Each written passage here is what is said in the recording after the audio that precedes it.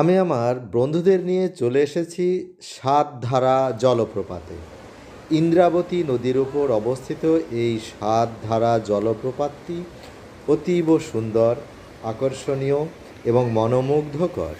চারিদিকে উঁচু উঁচু পাহাড়ে ঘেরা, মাঝখানে এই জলপ্রপাতটি অবস্থিত।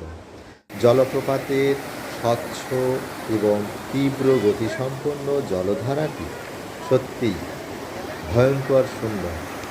ইন্দ্রাবতী নদী তার গতিপথে বেশ কয়েকটি জলপ্রপাত সৃষ্টি করেছে। তার মধ্যে একটি হলো এই সাতধারা জলপ্রপাত। এখানে ইন্দ্রাবতী নদী সাতটি ধারায় বিভক্ত হয়ে সুন্দর সুন্দর জলপ্রপাত সৃষ্টি করে বয়ে চলেছে। এখন ডিসেম্বর মাস, শীতকাল, তাই এত ভয়ঙ্কর। বর্ষাকালে এই সমস্ত এলাকাটি জলে পরিপূর্ণ হয়ে যায় এবং এখানকার জলপ্রপাতটি আরও ভয়ঙ্কর রূপ ধারণ করে। কোমল শিলা মাঝে মাঝে ক্ষয় হয়ে গেছে বলেই এখানে জলপ্রপাতটি সাতটা ধারায় বিভক্ত হয়ে পড়েছে।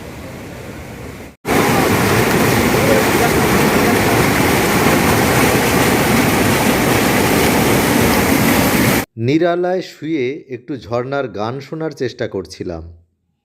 জলপ্রপাতের মাঝে মাঝে আধডোবা অবস্থায় জেগে থাকা পাথরে বসে থাকা বেশ দারুণ অভিজ্ঞতা। আমার বন্ধুরা অর্থাৎ আমার ভ্রমণ সঙ্গীরা এসব পাথরের ওপর বসে যে যার মতো ছবি তুলতে লেগেছে, আবার ঘুরেও বেড়াচ্ছে, আনন্দ উল্লাস প্রকাশ করছে। প্রতিদিন শয়ে শয়ে পর্যটক এই সাতধারা জলপ্রপাতটি দেখতে এখানে এসে উপস্থিত হয়। ভারতবর্ষের বিভিন্ন প্রান্ত থেকে এরা এখানে এসে এই সুন্দর ভয়ঙ্কর রূপটি দেখতে থাকে। ইন্দ্রাবতী নদীর উপর অবস্থিত এই সাতধারা জলপ্রপাতটি ছত্তিশগড় রাজ্যে অবস্থিত।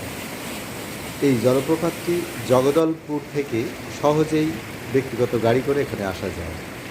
ইন্দ্রাবতী নদীর এই সাতধারা জলপ্রপাত যে এলাকায় অবস্থিত তা পূর্বঘাট পর্বতমালার একটি অংশ। প্রাচীন শিলা দ্বারা গঠিত এই ভূমিরূপের মধ্যেই এই সাতধারা জলপ্রপাত অবস্থিত। নদীর জল বেশ শীতল এবং স্বচ্ছ। আমি খেয়েও দেখলাম, বেশ সুস্বাদুও বটে। দেখুন কিভাবে সশব্দে জলধারা নিচের দিকে বেয়ে আসছে।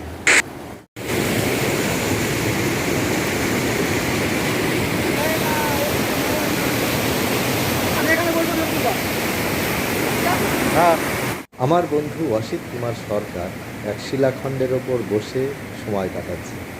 ওদিকে প্রদীপ, প্রসূন, রমেশ কাকা সবাই যে যার মতো এই জলপ্রপাতের সৌন্দর্য উপলব্ধি করতে ব্যস্ত হয়ে ইন্দ্রাবতী নদীর ওপর অবস্থিত এই সাতধারা জলপ্রপাতের অপার্থিব সৌন্দর্য আমরা প্রায় 2 ঘন্টা ধরে উপলব্ধি করলাম।